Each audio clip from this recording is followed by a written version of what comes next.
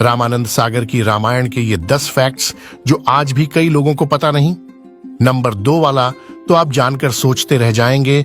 Number 10, Ramanand Sagar के Ramayan serial को पहली बार 1987 में टेलीकास्ट किया गया था। इसे तब 55 देशों में टेलीकास्ट किया गया था। रिपोर्ट्स के मुताबिक तब रामायण को 65 करोड़ लोगों ने देखा था।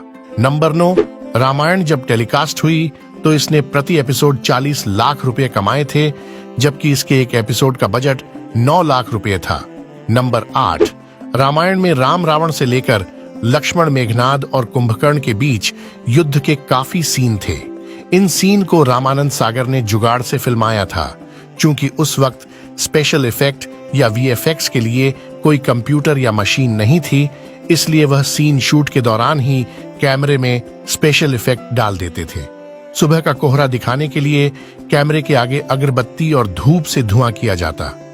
जब ग्रह और पहाड़ दिखाने होते तो कैमरे के सामने उनके छोटे चित्र बनाकर रखे जाते और तब शूट होता।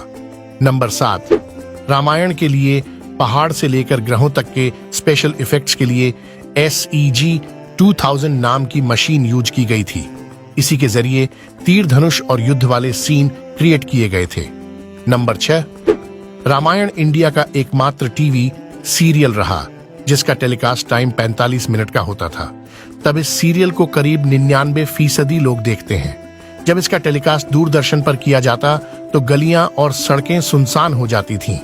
नंबर 5, कोरोना के खतरे को देखते हुए जब 21 दिनों के लॉकडाउन में रामायण को एक बार टीवी पर प्रसारित किया गया तो इसने वर्ल्ड रिकॉर्ड बना दिया था।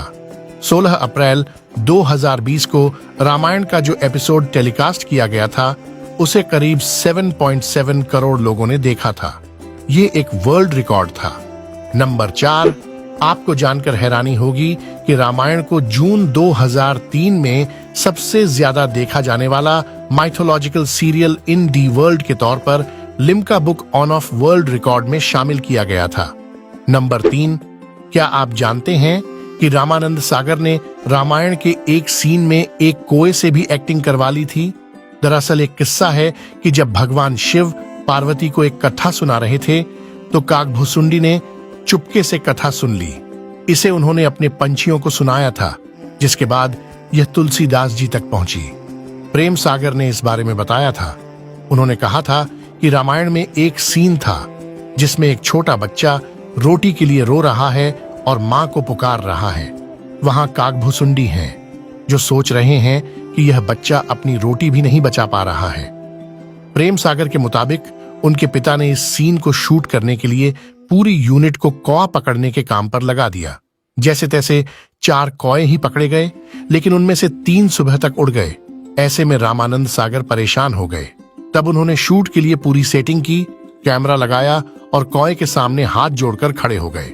रामानंद सागर ने कौए से कहा कि वह संकट में है, मदद करें, नहीं तो करोड़ों का नुकसान हो जाएगा।